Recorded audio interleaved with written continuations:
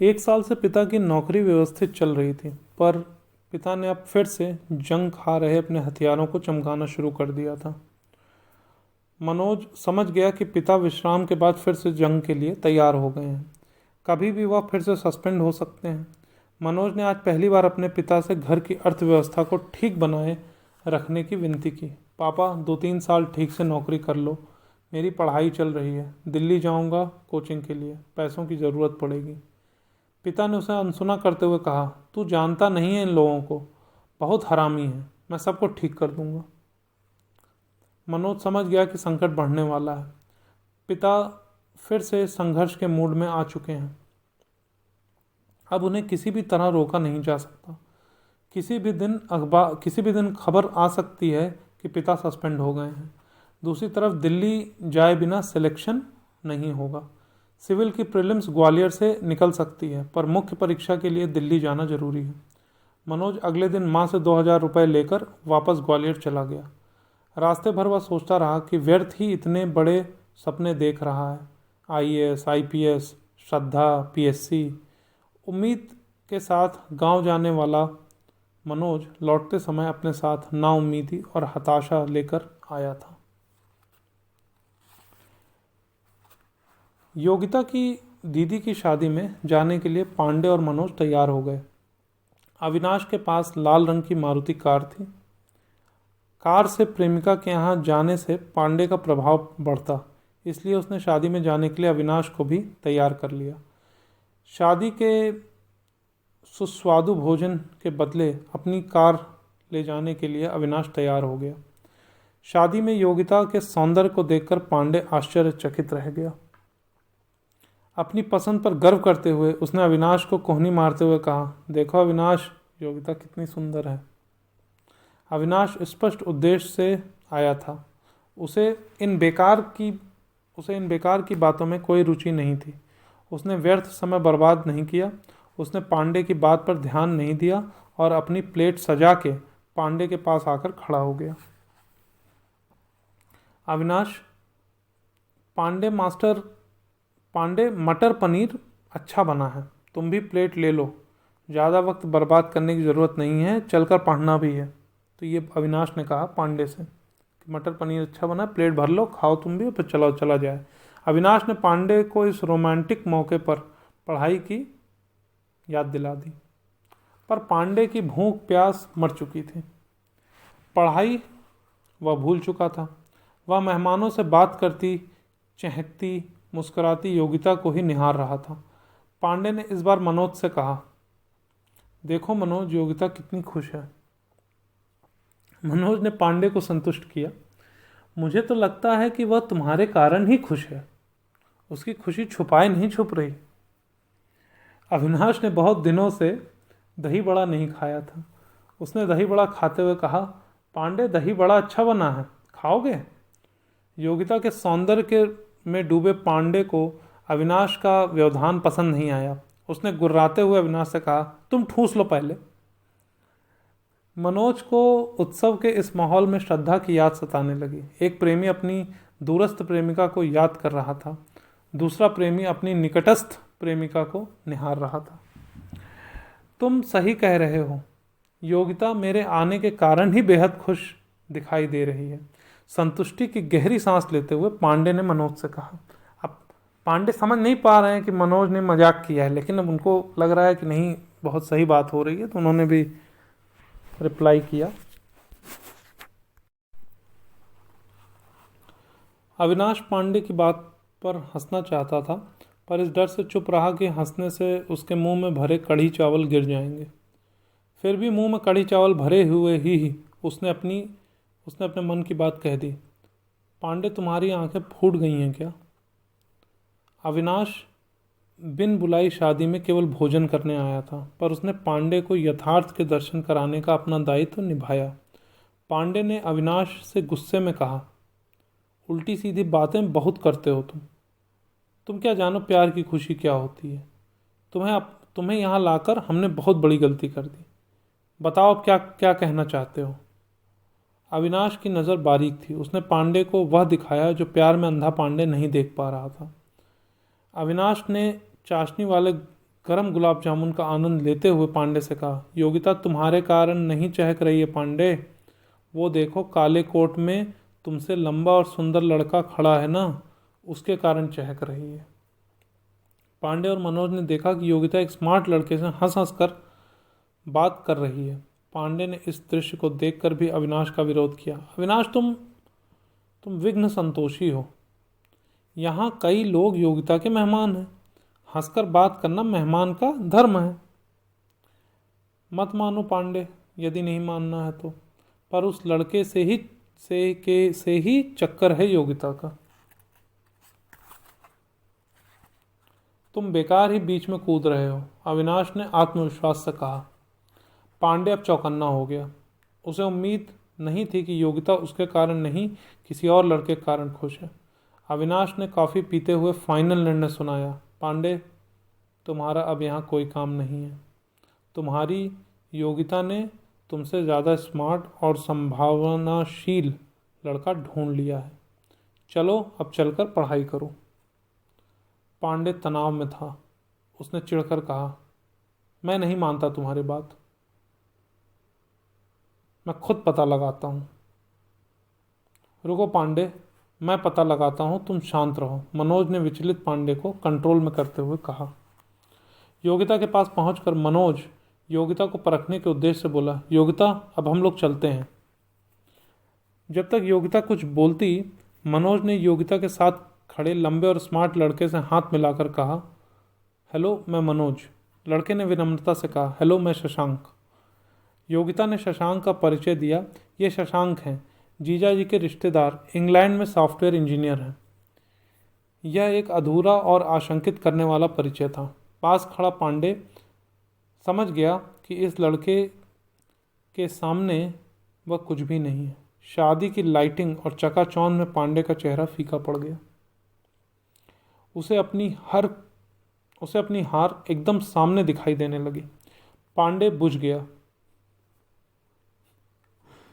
लड़का उन लोगों से विदा लेकर चला गया। मनोज पूरी तरह कंफर्म करना चाह रहा था कि वास्तविकता क्या है। मनोज ने योगिता से कहा, योगिता, शशांक अच्छा लड़का है। योगिता को मनोज का आशय समझने में वक्त नहीं लगा। उसने मनोज से बड़ी उत्सुकता से पूछा, सच में?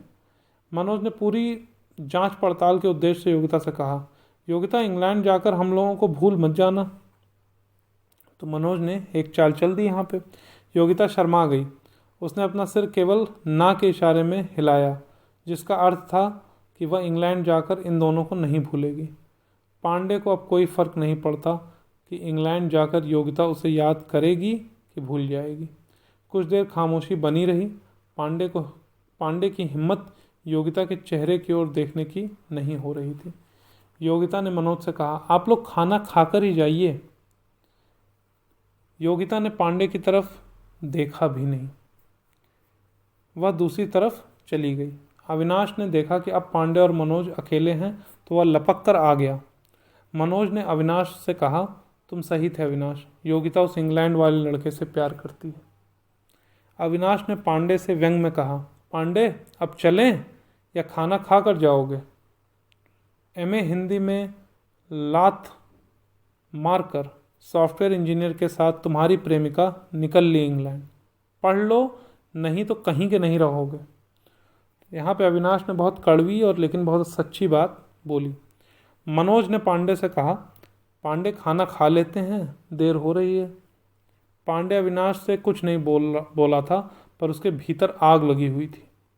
योगिता से कुछ कहने की हिम्मत पांडे की नहीं थी, इसलिए वह मनोज पर फट पड़ा।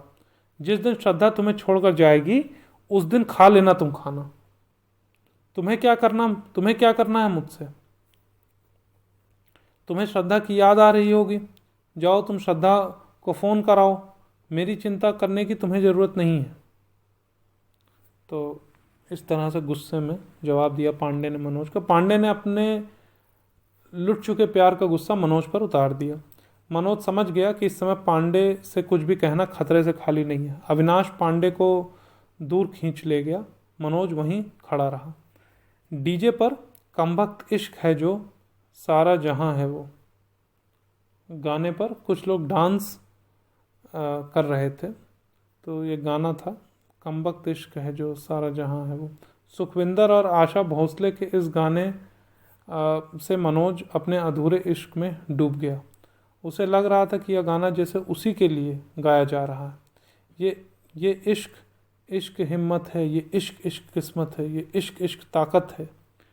श्रद्धा के इश्क में डूबे मनोज के सामने इस समय श्रद्धा के अलावा कोई नहीं था। गाना खत्म होने के बाद यह भरा प्रेमी लुटे प्रेमी के पास आया। पांडे कंफ्यूजन में था कि खाना खाए या नहीं। उसके दिल और पेट में जद्दोजहद चल रही थी। उसे पता था कि आज पीली कोठी में भी उसे खाना नहीं मिलेगा, इसलिए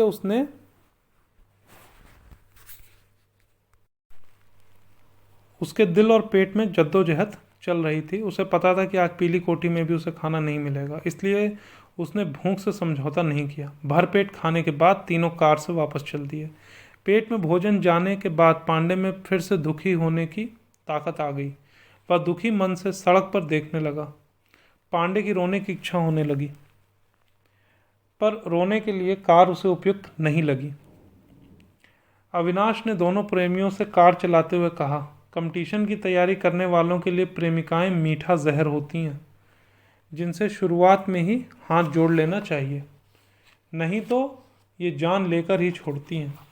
अविनाश ने प्रेम और प्रेमिका के बारे में अपना विचार दोनों प्रेमियों को बता दिया। दोनों प्रेमी अविनाश की बात से सहमत नहीं दिखे तो अविनाश ने अपनी बात आगे बढ़ाई। प्रेमी तो कुत्ते होते हैं जो उनके पीछे पढ़ाई लिखाई छोड़कर लपलपाई जीभ निकाल कर भागते रहते हैं। क्यों पांडे? अविनाश ने पांडे को कुत्ता कह दिया था और अविनाश उसकी स्वीकारोक्ति भी पांडे से चाहता था। पांडे जोर जोर से बोलने लगा, हाँ मैं कुत्ता हूँ मैं कुत्ता। इतना कहकर उसकी रुलाई फूट पड़ी और वह अविनाश से लिपट कर रोने लगा। अविनाश को इस लिपटने से कार चलाने में असुविधा होने लगी। उसने पांडे को अपने से अलग किया और कहा, पांडे कार चलाने दो, अभी घुस जाएगी किसी में। प्रेमिका से हाथ धोया है, जान से भी हाथ धोना पड़ेगा, हटो अलग। मनोज अभी भी उसी गाने के सुरूर में था। अविनाश ने मनोज से पूछा, मनोज जी बताइए, क्या मैं गलत कह रहा हूँ? मनोज ने पूरे गले से पूरी आवाज़ में उसी गाने की लाइनें गाना शुरू कर दी। ये इश्क इश्क हिम्मत है, ये इश्क इश्क किस्मत है, ये इश्क इश्क ताकत है, ये इश्क दिल की दौलत है। गाना इतना तेज और बेसुरा था कि कार के बाहर सड़क पर चलने वाले कुछ लोग भी मनोज को देखने लगे। तीनों पीली कोठी पहुंच गए। इस अव्यवस्थित रात में पढ़ाई नहीं होनी थी। पांडे कमरे में पड़ा पड़ा अपनी छूट चुकी प्रेमिका के लिए दुखी होता रहा। सोनी सोनी अखियों वाली गाना आज उसने नहीं चलाया। उसने लगान फिल्म का भजन, ओ पालनहारे निर्गुण और न्यारे, तुम्हारे बिन हमरो कोनो नहीं, हमरी उलझन सुलझाओ भगवन, तुम बिन हमरा कोनो नहीं, अपने टेप पर लगा दिया और पलंग पर लेटकर रोता रहा। दोनों प्रेमी फिर से भूल गए थे कि उनका प्रीलिम्स सामने है।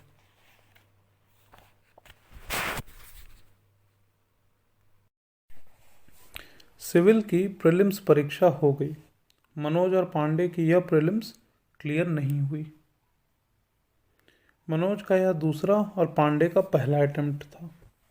सांप सीढ़ी के खेल की तरह मनोज फिर से 0 पर आ गया। अविनाश और नवल ने धमाका कर दिया। दोनों की प्रीलिम्स क्लियर हो गई। युद्ध का यह पहला मोर्चा जीतने के कारण नवल की इच्छा फिर से अपने दुश्मनों को अपमानित करने की होने लगी।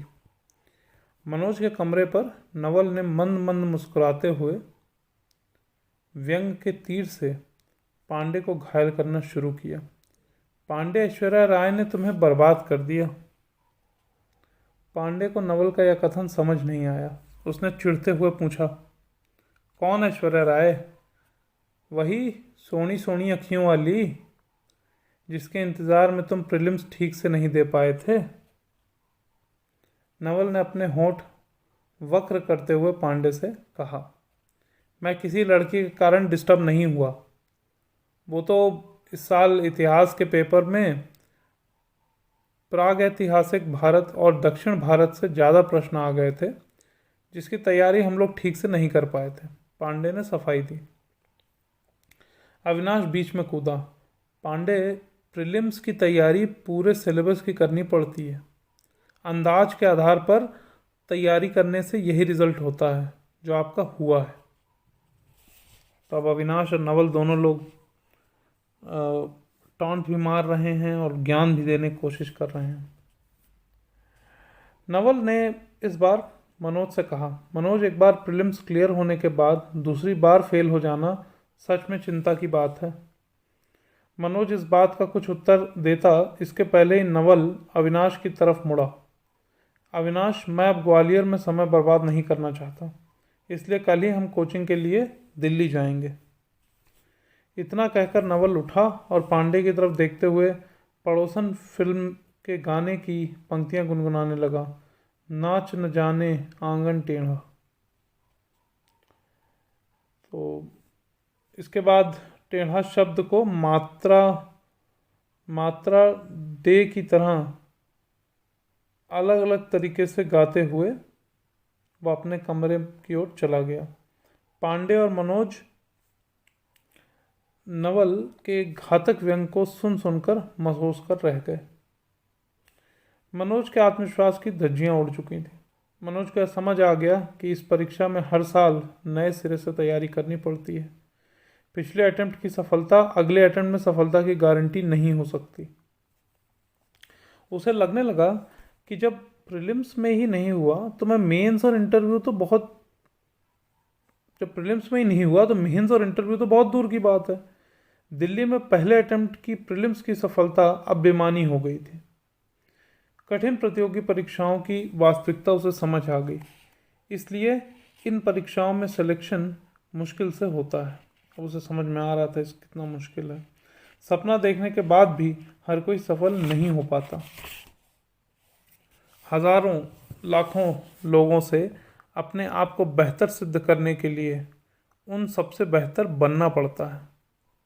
वह तो पास के कमरे के नवल और अविनाश से ही बेहतर नहीं बन पाया, फिर पूरे देश में तो कितने ही प्रतियोगी उससे ज़्यादा मेहनत कर रहे हैं, उससे ज़्यादा योग्य हैं। वह कैसे पूरे देश के प्रतियोगियों को पछाड़कर आगे बढ़ पाएगा, उसे समझ नहीं आ रहा था। उम्मीद थी तो केवल इतनी कि हिंदी साहित्य में उसके लेखन पर विकास सर ने भरोसा जताया था। विकास सर ने उसको स्टार्टिंग में कहा था कि बहुत अच्छा लिखते हो, तुम्हारा आईएएस में सिलेक्शन होगा। विकास सर के एक टेस्ट का मूल्यांकन उसके मन की उम्मीद को मरने नहीं दे रहा था, इसलिए असफलताओं के बावजूद वह मैदान छोड़कर भाग नहीं सकता था। धैर्य के साथ पढ़ाई करने के अलावा दूसरा कोई रास्ता उसके पास नहीं था। उसके सामने अब उत्तर प्रदेश पीएससी की मुख्य परीक्षा थी, पर उसकी अभी कोई डेट नहीं आई थी। तीसरे अटेम्प्ट की प्रीलिम्स अगले साल मई में होगी। लंबी मैराथन के लिए उसे फिर तैयार होना था। लेकिन इस असफलता के बावजूद श्रद्धा के प्यार को वह दिल से नहीं निकाल सका। 2 महीने तक उसने अपने आप को दृढ़ करके बिना विचलन के अच्छी पढ़ाई की, पर प्यार की तड़प आसान नहीं होती। कुछ दिनों तक शांत रही यह भावना फिर से हिलोरे मारने लगी। श्रद्धा की याद फिर सताने लगी। दिलो दिमाग पर श्रद्धा का चेहरा, उसकी बातें, उसकी हंसी, उसकी आवाज़ फिर छाने लगी। प्रातः स्मरण सी श्रद्धा फिर उसकी नींदें उड़ाने लगी। सपनों में आकर श्रद्धा फिर उसे जगाने लगी। पढ़ाई और प्रेम के अजीब से द्वंद्व में घिर गया था मनोज इन दिनों। एक उदास शाम मनोज पीली कोठी की छत पर रेलिंग के पास खड़ा श्रद्धा की याद में दूर डूबते सूरज को निहार रहा था। पांडे की स्थिति मनोज से अलग थी। उसकी प्रेमिका उसे छोड़कर बेहतर प्रेमी के साथ निकल गई थी। प्रेम और प्रेमिका से दूर रहने के कारण पांडे के भीतर प्रेम से नुकसान नाम का ज्ञान अचानक पैदा हो गया। पांडे ने मनोज को समझाया, मनोज, प्यार ने मुझे और तुम्हें बर्बाद कर दिया है। अब हमें सब कुछ छोड़कर केवल पढ़ाई पर ध्यान देना चाहिए। मनोज ने डूबते हुए सूरज को देखते हुए जवाब दिया, मेरी मेरी रणनीतिक गलती के कारण प्रीलिम्स क्लियर नहीं हुई। श्रद्धा के प्रति मेरा प्यार तो मुझे अधिक पढ़ने के लिए प्रेरित करता है।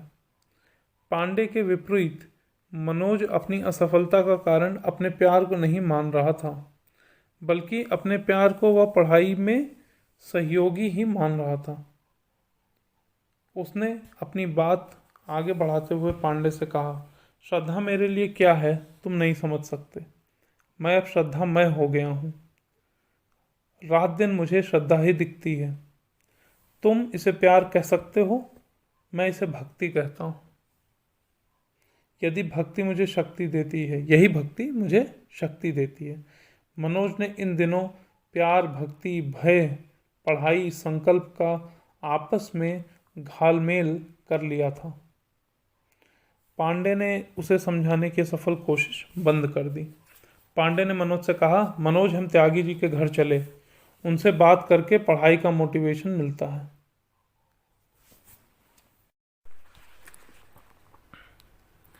मनोज भी बहुत दिनों से त्यागी जी से नहीं मिला था, इसलिए दोनों उनके घर चले गए। त्यागी जी अपनी बैठक में हमेशा की तरह पलंग पर लोढ़ से टिके किताब पढ़ रहे थे। दोनों को देखकर त्यागी जी ने ठहाका मारकर उनका स्वागत किया। कैसी चल रही है पढ़ाई? त्यागी जी ने पूछा। मनोज अपनी बात कहने के लिए मुंह खोलने ही वाला था कि पांडे बोल पड़ा, पढ़ाई नहीं, अब भक्ति चल रही है। किसकी भक्ति चल रही है? त्यागी जी को समझ नहीं आया, इसलिए उन्होंने सहज उत्सुकता से पूछ लिया। श्रद्धा की। बम सा पांडे ने मनोज के सामने फोड़ दिया। वह शायद त्यागी जी के घर कुछ और ही तय करके आया था। मनोज को अपने कानों पर यकीन नहीं हुआ कि वह त्यागी जी जैसे अनुशासन प्रिय स्कूल प्रिंसिपल के सामने ऐसी कोई बात कह सकता है। पर पांडे मनोज के प्यार का राज खोलकर त्यागी जी के रिएक्शन का इंतजार कर रहा था। मनोज का मुंह शर्म से लाल हो गया। वह त्यागी जी के कमरे से भाग जाना चाहता था, पर वह अपनी जगह से हिल भी नहीं पाया। त्यागी जी कुछ पूछते उसके पहले पांडे ने कहना शुरू किया, श्रद्धा से कुछ दिन पहले तक मनोज जी प्रेम करते थे। अब वह कह रहे हैं कि वह भक्ति करने लगे हैं। आप तो सुदर्शन हैं। मुझे उम्मीद है कि आपका इतिहास इस क्षेत्र में अवश्य समृद्ध रहा होगा, इसलिए इस मार्मिक विषय पर आपके विचार जानने हम आज यहाँ आए हैं। देखिए कितनी कटाक्ष वाली या टॉन्ट वाली भाषा में पांडे बात कर रहे हैं यहाँ पे। मनोज की पोल खोलकर पांडे अब त्यागी जी की कोई गोपनीय प्रेम कहानी जानना चाह रहा था। हा, समृद्ध तो नहीं था पर ठीक ठाक था। त्यागी जी ने ठहाका मारते हुए पांडे की बात का जवाब दिया। मनोज को त्यागी जी से इस तरह की किसी स्वीकारोक्ति की उम्मीद नहीं थी, मतलब कोई एक्सेप्टेंस की उम्मीद नहीं थी। ठीक ठाक का नाम बताएंगे या रहने दें? पांडे अपने दोनों हाथ मसलते हुए अब उनकी किसी पुरानी प्रेम कहानी की खोज कर रहा था। अब तो बुढ़ा गई होगी। त्यागी जी ने अपने दोनों हाथों को फैलाकर जोर से ताली पीटते हुए कहा कि अब तो बुढ़ा गई होगी। मनोज की आंखें फटी जा रही थी। पांडे ने त्यागी जी पर कृपा कर दी। उसने उनकी बूढ़ी हो चुकी पूर्व प्रेमिका का नाम जानने की ज़्यादा जिद नहीं की। मनोज जी श्रद्धा से बात किए बिना नहीं रह पा रहे हैं। ये अत्यंत विचलित हैं। मनोज की पढ़ाई डिस्टर्ब हो गई है, जबकि ये कह रहे हैं कि श्रद्धा इन्हें पढ़ाई के लिए प्रेरित करती है, शक्ति देती है। पांडे ने त्यागी जी से मनोज की मनोदशा का वर्णन किया।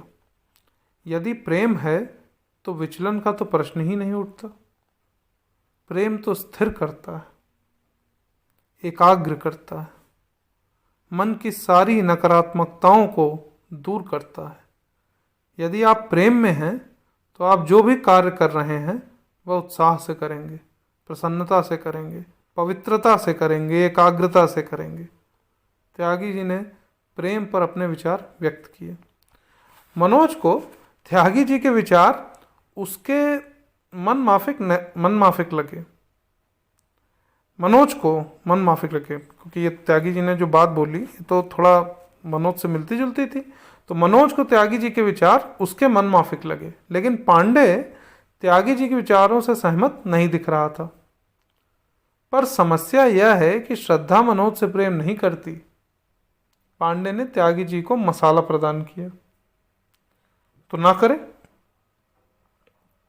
प्रेम की यही तो खूबसूरती है, यह अकेले भी किया जा सकता है। मनोज श्रद्धा से प्रेम करते हैं, इससे श्रद्धा को क्या? इस प्रेम से समृद्ध तो मनोज ही हो रहे हैं ना, पवित्र भी तो मनोज ही हो रहे हैं ना। मुझे जगत जीवन का प्रेमी बना रहा है प्यार तुम्हारा। श्रद्धा से प्रेम करने के कारण ही तो मनोज का हृदय इस चराचर जगत को प्रेम करने के काबिल बन पा रहा है। प्रेम तो हमेशा लाभ का सौदा होता है। त्यागी जी ने मनोज को प्रेम का अलग और नया रूप दिखाया। मनोज ने त्यागी जी से अपने मन की बात कहने की हिम्मत की। आप एकदम सही कह रहे हैं, मैं भी यही मानता हूँ, पर फिर मुझे तनाव क्यों होता है, मैं विचलित क्यों हो जाता हूँ। त्यागी जी ने शांत भाव से मुस्कुराते हुए मनोज से कहा, उम्मीद नहीं, अपेक्षा नहीं, इच्छाएं नहीं, सिर्फ प्रेम। उम्मीद नहीं, अपेक्षा नहीं, इच्छाएं नहीं, सिर्फ प्रेम। सिर्फ प्रेम है जो आपके अधिकार में है, शेष सब बेमानी है। क्योंकि तुम उम्मीद कर रहे हो कि श्रद्धा भी तुमसे प्रेम करे। जैसे ही आपने प्रेम को इच्छाओं की जंजीर पहनाई, वैसे ही प्रेम अदृश्य हो जाता है। आपके अधिकार में केवल आपका मन है, दूसरे किसी का नहीं। मुझे लगता है कि बिना सफलता के प्रेम मिलना संभव है। पांडे ने दिल का दर्द त्यागी जी को सुनाया। त्यागी जी ने कहा, सफलता असफलता का प्रेम के मिलने से क्या संबंध? आप सफल हैं तो प्रेम मिल जाएगा, असफल हैं तो प्रेम नहीं मिलेगा। ये कौन सा नियम है भाई? और सफलता क्या है? क्या है सफलता? क्या तहसीलदार, थानेदार बनना ही सफलता है? जिस तरह से प्रेम को लोग ठीक से नहीं समझते, उसी तरह सफलता को भी लोग ठीक से नहीं समझते। क्या शक्ति, सत्ता, धन, प्रतिष्ठा प्राप्त करना ही सफलता है? मुझे लगता है संतुष्टि और आनंद के साथ देश हित में कोई भी काम आप पूरी ईमानदारी से करें तो आप सफल हैं।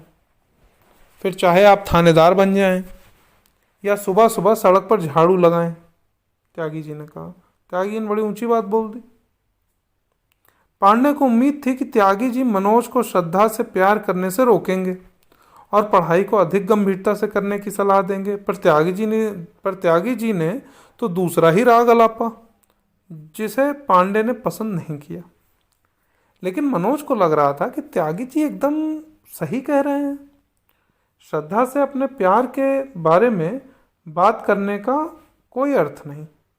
यदि उसमें ताकत होगी, मतलब अर्थात प्यार में ताकत होगी, तो श्रद्धा अपने आप उससे प्यार करेगी। मनोज त्यागी जी के घर से संतुष्ट होकर और पांडे असंतुष्ट होकर वापस पीली कोठी चले गए। त्यागी जी ने मनोज को अपने प्यार को अपने मन में ही रखने का सुझाव दिया था। अभिव्यक्ति के स्थान पर अनुभूति पर बल दिया था, मतलब महसूस करने पे इंस्टेड ऑफ जताने के। कुछ दिन मनोज ने श्रद्धा को फोन नहीं लगाया, पर कब तक केवल अनुभूति को पहलता रहे वो। जब बहुत दिनों तक श्रद्धा से बात नहीं होती तो थोड़ी देर के लिए संशय का, अविश्वास का धुआं उठने लगता। कितना क्षणिक है ना सब। एक पल में भरपूर विश्वास तो दूसरे ही पल अविश्वास। अजीब प्यार है ये तो, जो एक समय में मजबूत दिखता है फिर खुद को परखने में लग जाता है, डगमगाने लगता है। फिर यह अविश्वास या परखना या डगमगाना सब अस्थायी लगता है। स्थायी लगता है तो सिर्फ प्यार, उस प्यार की तड़प, उस प्यार की याद। मतलब पूरा कंफ्यूज स्टेट बता रहे हैं। कभी लगता है कि हाँ एकदम स्ट्रांग है उनका जो प्यार है, कभी उनको सिर्फ शक होने लग जाता है। कुछ दिनों श्रद्धा से बात न करने की तपस्या के बाद मनोज को फिर लगने लगा कि श्रद्धा से बात किए बिना रहना मुश्किल है। ना करूं प्यार की बात, आवाज़ ही सुन लूं, एक बार बात कर लूं, फिर 2-3 महीने की छुट्टी। श्रद्धा भूल तो नहीं गई मुझे? अगर नहीं भूली तो क्या वह भी मुझे उतना ही याद करती है जितना मैं उसे याद करता हूँ? यह भी तो जानना ज़रूरी है। बिना फ़ोन पर बात किए कैसे जानेंगे ये सब? इसलिए एक दिन मनोज ने हिम्मत करके श्रद्धा को एसटीडी से फ़ोन लगा ही दिया। प्यार की बात तो वह कर नहीं सकता था श्रद्धा से, इसलिए उसने केवल पढ़ाई की बात की। श्रद्धा ने उसे बताया कि उसकी इंटर्नशिप पूरी हो गई है, इसलिए फिर से तैयारी के लिए वह दिल्ली जा रही है। मनोज के लिए यह अच्छी खबर थी। वह भी अपने तीसरे अटेम्प्ट और श्रद्धा के साथ के लिए दिल्ली जाने के लिए तैयार हो गया।